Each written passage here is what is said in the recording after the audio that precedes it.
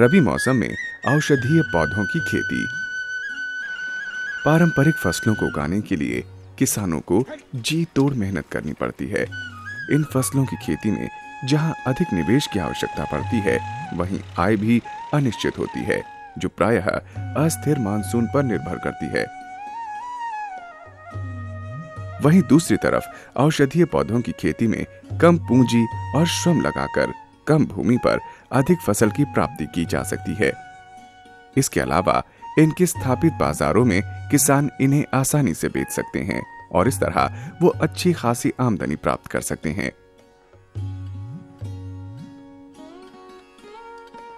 अब हम 3 महत्वपूर्ण रबी औषधीय पौधों अश्वगंधा, ईसबगोल और अफीम की खेती की विधि पर विचार करेंगे। अश्वगंधा की खेती पछेती खरीफ फसल के रूप में की जाती है। अगर आप एक भी सिंचाई नहीं दे पाते तो अश्वगंधा की खेती कर सकते हैं। सूखी, मझौली और छोटी जमीन पर जहां दूसरी फसलें नहीं उगाई जा सकती हैं, वहां पर अश्वगंधा की खेती आसानी से हो सकती है। अगस्त के आसपास जब मानसून लगभग समाप्ति पर हो, तब 1 किलो बीज को 3 ग्राम फाइटोलेन या ब्लाइटॉक्स या ब्लू कॉपर से उपचारित करें।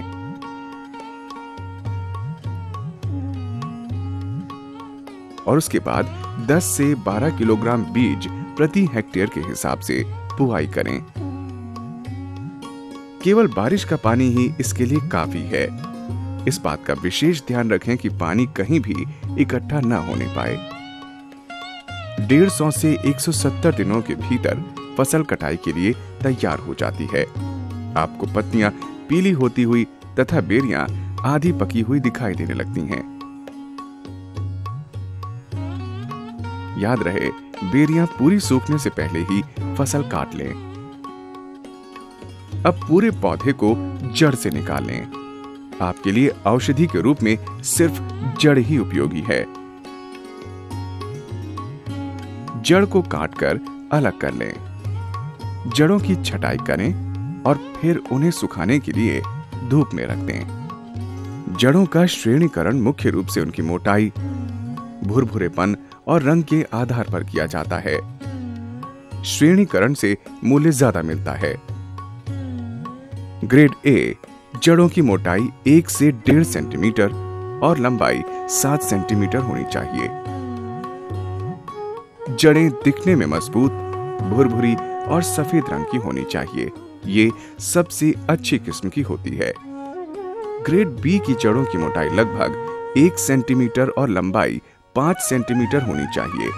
ये जड़ें भी भुरभुरी, मजबूत और सफेद होती हैं। ये भी अच्छी किस्म की होती हैं। ग्रेड सी में मिश्र आकार की जड़ें होती हैं। इनकी क्वालिटी औसत से थोड़ी ज्यादा अच्छी होती है। ग्रेड डी पतली पतली जड़ों को इस ग्रुप में रखा जाता है। ये सामान्य क्वालिटी की होती हैं।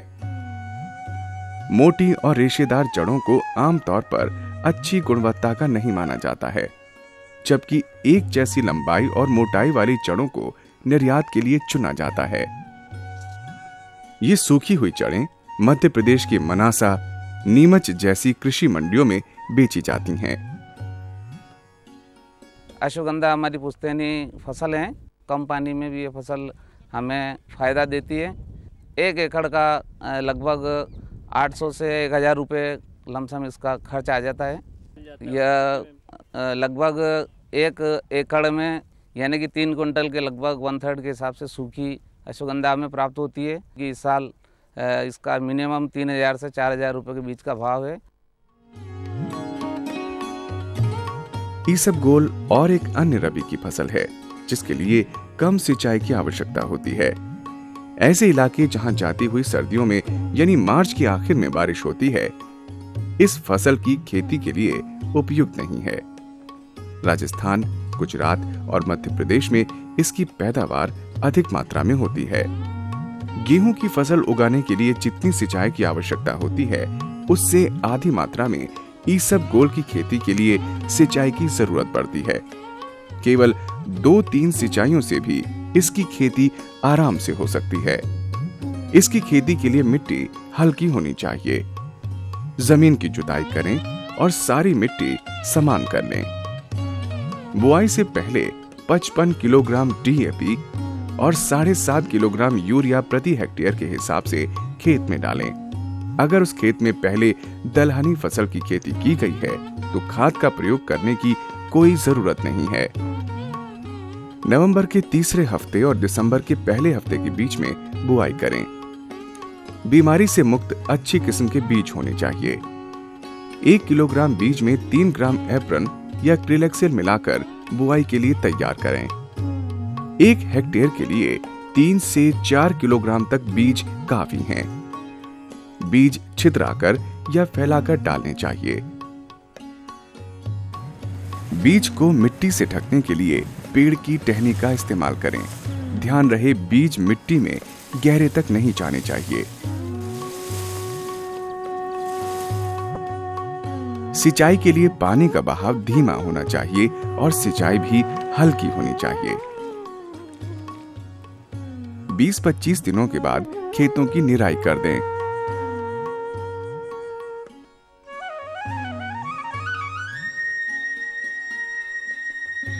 आखिर में 30 से 35 किलोग्राम यूरिया खेत में डालें तथा एक बार सिंचाई करें। खेतों में आखिरी सिंचाई तब करनी चाहिए जब इसकी पाली लगभग मुलायम हो जाएं। पकने के लिए फसल को लगभग 110 से 120 दिनों का समय लगता है। फसल पकने का समय मार्च से अप्रैल तक का है। इस समय पत्तियों का रंग पीला और बाली का रंग भूरा होता है। पके हुए बीज गुलाबी रंग के होते हैं, जबकि कच्चे बीजों का रंग लाल सा होता है। लगभग सुबह 9-10 बजे जब सूरज चढ़ना शुरू होता है तो कटाई शुरू कर दें। बीज अलग अलग करने के लिए आप ट्रैक्टर या बैल का प्रयोग कर सकते हैं या फिर ऐसे ही पीट कर भी अलग कर बीजों को इकट्ठा करके साफ कर लें। किसान इन बीजों को उत्तरी गुजरात तथा पश्चिमी मध्य प्रदेश की मंडियों में बेचते हैं। साथ ही बचा हुआ भूसा जानवरों के चारे के रूप में भी प्रयोग होता है। इसबगोल की खेती इसलिए करता हूँ कि वो कम खर्चे में आ जाती है और कम पानी में आ जाती है। 3 पानी में ये इसबगोल आ जाती है और 1 बीघे में कम से कम 5 कुंटल इसबगोल हो जाती है। तो वो कम खर्चा, उसमें कम से कम 3000 खर्चा आ जाता है। 5 कुंटल हुई तो अब ये 2000 के हिसाब से आप कितने बनते हैं उसके 10,000।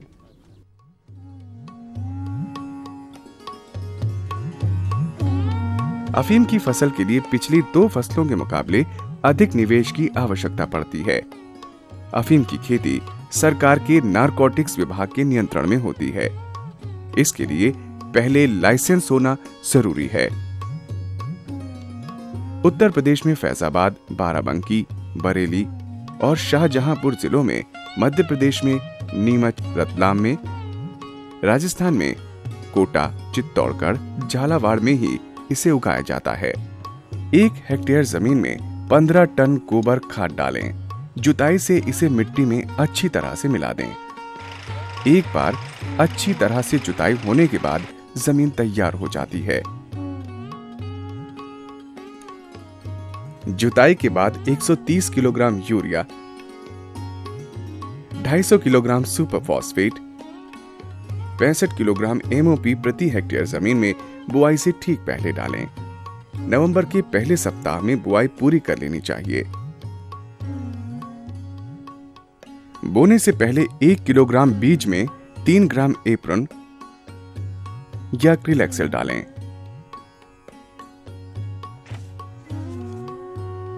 बुआई के लिए छितराव सर्वश्रेष्ठ विधि है। आमतौर पर अफीम की खेती के लिए 1 हेक्टेयर जमीन पर 6 से 7 किलोग्राम बीज बोए जाते हैं। उत्तम गुणवत्ता वाले इन बीजों की कई किस्में किसानों के लिए उपलब्ध हैं। अधिक जानकारी के लिए किसान निदेशक, राष्ट्रीय औषधीय एवं सुगंधीय पादप अनुसंधान केंद्र, बोरियावी, आनंद, गुजरात से संपर्क कर सकते हैं।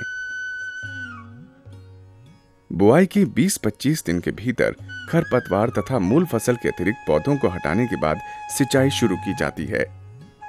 बुआई के 30-40 दिनों के बाद एक बार पुनः खरपतवार तथा मूल फसल के अतिरिक्त पौधों को निकाल दें। एक बार जब ये प्रक्रिया पूरी हो जाए तो प्रति हेक्टेयर में 65 किलोग्राम यूरिया डालना न भूलें। उसके बाद सिंचाई शुरू करें। इसके बाद ये जरूरी है कि हर 10 से 15 दिन के अंतराल पर लगातार सिंचाई की जाए। ये सिंचाई कई बार फसल को पाले से बचाने में भी सहायक सिद्ध होती है। एक बार जब अफीम के फूल निकल आएं, तो फिर से प्रति हेक्टेयर पर 65 किलोग्राम यूरिया डालें। डाउनी मिल्ड्यू अफीम के पौधों पर लगने वाली सबसे बड़ी बीमारी है। इसमें पत्तियां काली पड़ जाती हैं और मुरझाने लगती हैं। साथ ही इनमें लगने वाले फल भी काले पड़ जाते हैं। अफीम के पौधों को इस बीमारी से बचाने के लिए 10 लीटर पानी में 20 ग्राम रिडोमिल MZ मिलाएं और बुआई के 35, 55 और 75 दिनों के बाद छिड़काव करें।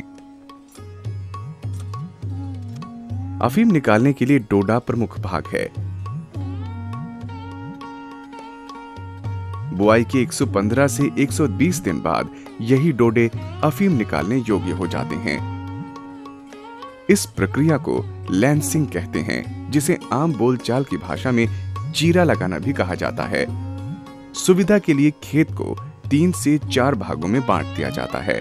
प्रत्येक भाग में हर तीसरे या चौथे दिन ये प्रक्रिया की जाती है। लैंसिंग के लिए एक विशेष चाकू नक्का का इस्तेमाल किया जाता है। पके हुए फल में नक्का द्वारा लंबे लंबे चीरे लगाए जाते हैं। यह प्रक्रिया प्रत्येक सीजन में 3 से 4 बार चलती है। यहाँ इस बात का विशेष ध्यान रखना चाहिए कि लैंसिंग या चीरा लगाना हमेशा उत्तर से दक्षिण की तरफ किया जाए। साथ ही ये प्रक्रिया हमेशा दोपहर के बाद ही की जानी चाहिए। रस का संग्रह सुबह जल्दी करना चाहिए। इसके लिए चिरफला का इस्तेमाल करें।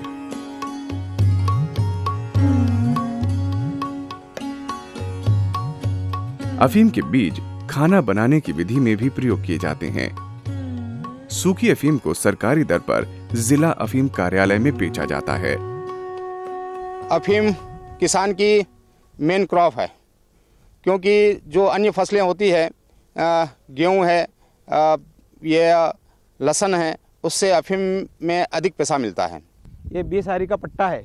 20 आरी में हमें 2 कुंटल इसमें खसखस बैठता है और अफीम भी इसमें अच्छी आ जाती है। तो ये हमें खसखस के भाव अच्छे मिलते हैं। इससे क्या है कि किसान को बढ़िया फ़ायदा होता है और 1100 की रेट का भी पैसा हमें वहाँ से मिलता है सरकार से, तो वो भी हमें काफ़ी फ़ायदा हो जाता है। बाकी फसल कोई भी है वो इसका मुकाबला नहीं कर सकती है। तो इस तरह आपके पास 3 विकल्प हैं। अब आपको इनमें से एक को चुनना है। यदि साधन सीमित हैं, तो अश्वगंधा और ईसबगोल की खेती करें, और अगर पर्याप्त मात्रा में पूंजी और साधन हैं, तो अफीम की खेती कीजिए, बशर्ते आपको अफीम उगाने का लाइसेंस मिला हुआ हो। इन औषधीय पौधों की खेती न सिर्फ आपका आर्थिक स्तर उठाएगी, बल्कि साल दर साल नकदी फसल उगाने में सहायक भी सिद्ध होगी।